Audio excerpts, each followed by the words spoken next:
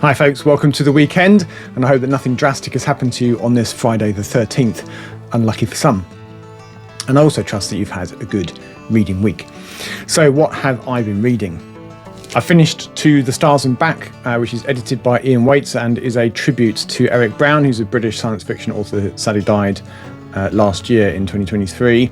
All of the contributions to this book are first time in print, and it's a pretty august group of authors. There's Chris Beckett, there's Jim Burns does the artwork, and there is James Lovegrove, Justina Robson, Alistair Reynolds, Philip Palmer, Ian Waits himself, and Ian Watson. I think I think are all British science fiction authors. I might be wrong, but all of whom thought that Eric Brown was a very decent human being indeed, and in fact that comes through in the foreword to the book by, I think it's by the editor Ian Waits, who was a good friend of Eric's, and it sounds like a very thoroughly nice chap. So what about the book? So this is a short story anthology, and overall I think it was a good set of stories, and I was certainly quite happy to mow through them at quite a pace. None of them felt like the slow going. Some of them were quite shorts, and some of them were 30, 40 pages, a bit more chunky. As I was having a think about what I wanted to say about these, none of those stories particularly stuck in my mind to the point where I remembered, apart from very vaguely. But a quick flick through the book again ahead of recording this video does reveal some that stand out. There's one by Justina Robson called The Place of the Mice, where the protagonist is a policewoman who has moved from Yorkshire, and she's fetched up in the backcountry in northern Pennsylvania in the US. But she has a secret that has followed her across the Atlantic, a potentially demonic secret at that. There's one from Alistair Reynolds called The Skurlock Compendium, which is somewhat a retelling of the Stephen King short story The Jaunt. There are two scientists in this book. It's sort of post-Second World War kind of boffin type scientists who develop a teleportation device, or at least they think they have. And I did like the way that Reynolds throws a twist into things towards the end, adding a dose of something extra to the simple moving of things from one end of the lab to the other. There's a story called The Neglected Bookshop by Philip Vine. It's a tale of revenge wreaked upon an obsessive book collector by his disgruntled adult children. He has, after all, spent their inheritance on books. Nothing to do with me. I didn't know anything. There's another story I liked called May You Rise by James Lovegrove, and in this one aliens have arrived, a little bit like Childhood's End by Arthur C. Clarke, and they're making no demands on us, but with the intent of mending our ways. Individuals can choose to rise or go up to one of the ships that are lurking in orbit and be fixed. And the angels, so called, that return are much kinder, much nicer, much more thoughtful, more engaged people, and positive change is afoot in the world as a result. So what's not to like? Well, our protagonist just wants to go down to the pub for a pint. So overall, I did enjoy my experience with this anthology. I have struggled a little bit with short stories, just with gathering the enthusiasm and the motivation to read them in comparison to a novel. But I did enjoy my time with this anthology.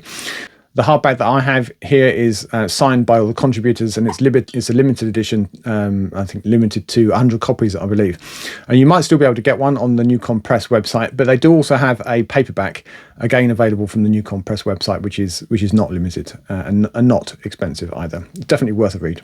Next, I read these two, which really form one mega story. It's Infinity Gate and Echo of Worlds, which together form something called the Pandemonium, which is a two-book diptych or duology, and you have to read both. One of them on its own would be no good to you. It's a single story across two books. I saw that there was a book coming out by Mike Carey a year or two back. There's this one, Infinity Gate, and I thought I liked the look of that, and I just assumed, just based on the cover really, that it was a space opera, a bit of a change of scene from his Girl with All the Gifts stories, and I liked his writing, so I thought I would go for it. But it's not a space opera. It is in fact a tale of the multiverse.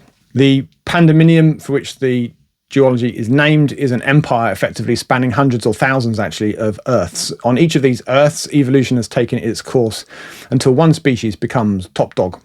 Literally, in the case of the Canid worlds, there are people, or selves as they're referred to, descended from all manner of creatures in the Pandemonium. It might be cats, dogs, moles, bears, reptiles, rabbits even, and yes, good old-fashioned apes that we'd be familiar with.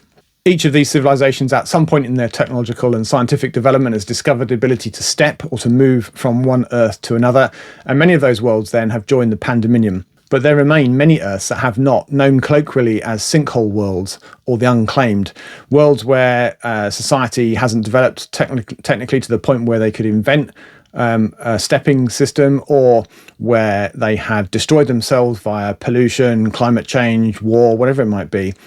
And they just never reached the point where they could be useful to the Pandominion. And even in 1 or 2 cases where they've just decided not to join and to become independent. We're introduced pretty early on to one scientist on one of these Earths, and it's like ours, but subtly different. As she develops the step technology with the help of the university AI, her attempts at stepping and the resulting exploration are noticed by the Pandominion, triggering a sequence of events that form the basis of this story.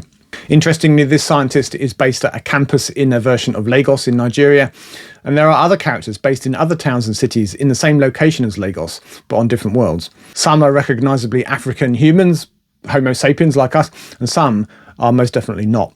The Pandominion is at war with the machine hegemony, a similarly huge empire peopled entirely by sentient machines or constructs, and they are together on a path of mutual destruction.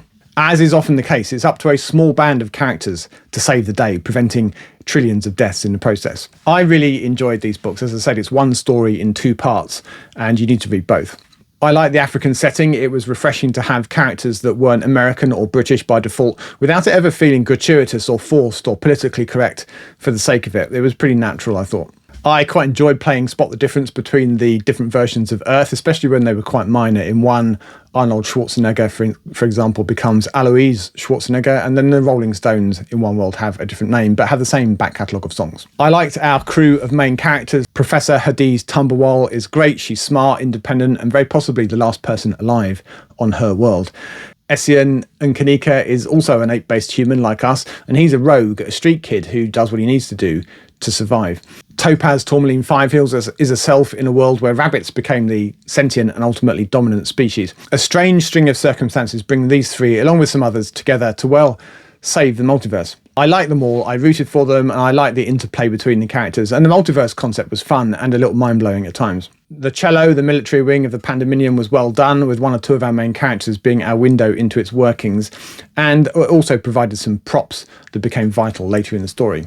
I think if you read The Girl with All the Gifts and liked Carey's style, then I think you'd also like these more overtly science fiction-y books. I shall certainly be looking out for whatever he writes next. Tell me, what have you been reading this week? Anything that you particularly recommend? Do let us know in the comments down below. It's always really fascinating to hear what it is you've been reading. Very briefly, channel stuff next then. Subscriptions are at 3,827, which is up 52 on last week. And if you're one of those 52, or if you've just stumbled upon my channel by mistake for the first time today, then a huge welcome to you. I'm John, and I focus on collecting, reading and chatting about science fiction books, old and new. Comment of the week this week was from Bobby Hall, and that was in response to my video on the recently announced Goodreads poll for the best science fiction published in 2024. And Bobby said that they liked the sound of a couple of the books, and that they were open-minded about new science fiction, and it was good to support the genre, and even a bit of a shame to only look backwards at the golden age or the good times of science fiction. And I agree in large part with what they said. There were 2 or 3 books at least in that top 20 that I like the sound of, that I wouldn't mind reading. And I also am happy to read new science fiction, provided that it's interesting and it's a good story. And but I do think it gets more difficult, as I said in my reply to Bobby's comment, that it gets harder and harder to do something new and interesting in science fiction, because most of it's been done before. Thank you to Bobby for taking the time to leave a comment, and thank you to all of you that have done the same over the last week. It is massively appreciated and one of my favourite things about doing this channel. Let's take a quick look at what was on the channel this week. On Sunday, there was a top 20 best science fiction of 2024. That was according to the aforementioned Goodreads poll of their users, and that looked at science fiction, so-called science fiction, published in 2024. And I must say that there were a large proportion of books which are more sort of thinly disguised social commentary, or adopting a particular position for a particular oppressed minority. I don't object to that at all, really. I don't mind. It's not my position to mind. And I think that that kind of science fiction will appeal to many readers, and perhaps whose voices haven't been heard or listened to over the decades, and more power to their elbow. I just think there was an awful lot of it, and not a lot of, space adventure, although there were, 1 or 2 a little bit along those lines. So I thought, as I say, there were a few that I liked the sound of, to the point where I might try to get a copy of the book, but most of them left me a little bit cold, or I just didn't feel were aimed at me, and that's fine. But I would like some books that are aimed at me as well. There was also on Tuesday, I think, book haul, so December's book haul, which was quite a doozy. There were probably 40 or 50 books in that haul.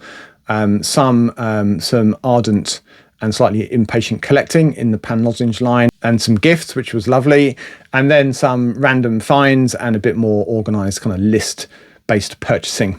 But as hauls go, I think it's a pretty good one, and I commend it to you if you haven't already had a chance to take a watch. And talking of books, on the book buying front, it's been a pretty quiet week. Having cleared the decks in that haul, I have not added a great deal. There have been a couple of arrivals, things that I ordered previously, and another gift from a viewer, which is very wonderful to receive. But my to-be hauled pile stands at a modest 4 books at the moment. It's hardly worth bothering with, although there are 2 or 3 more on their way. Let's take a quick look ahead. As per last week's excuses, things are a little bit disorganised here at SciFiScavenger headquarters. This weekend, I hope to compile my review and ranking of all the books that I read in 2024, and there's quite a bit to get through, so it might take me a while to put together, and it's possible that's the only thing that appears during the next week. I might also squeeze out a top 10 reads of the year video, focusing a bit more in depth on my favourite reads of the year. Then I do still have that hard science fiction video on the back burner. That might have to wait until the new year now, as I'll be winding down a little bit for the holidays soon, taking a bit of a break. What I won't be taking a break from is the reading, so what will I be reading in the coming week? I picked up Bone Shaker by Carey, which was a book on the Broderick and De Filippo 101 Best Novels list. And it's early days. I've only read a few chapters of it. It's gone along pretty quickly so far, but I think it's fairly sort of YA inflected, I think. But on the other hand, it's kind of steampunky and zombies, you know, what's not to like. So I think I'm going to enjoy it. It'll be perfectly okay. I don't know if it's going to blow my mind, but like I say, I'm only 4 or 5 chapters in, so we'll give it a chance. And then after I finish that, I think I'm probably going to pick up Cathani by Eric Brown, which will be the first of his novels that I have got to. I have a few on my shelves now. So I'm interested to see how I get on with his writing. I do hear good things, so I'm looking forward to it. Then I shall add a bit of short story roughage to my diet by picking up Cordwainer Smith's The Best Of.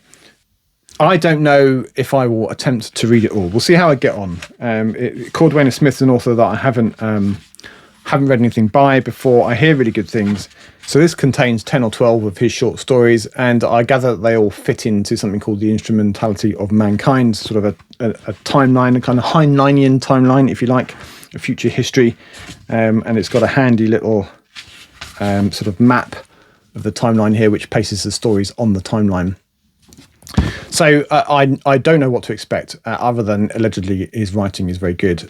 So I don't know how out there his writing is. I don't know how out there the stories are. So I will find out, and I shall report back next week. As usual, thank you for watching. Have a wonderful weekend, and until next time, goodbye for now.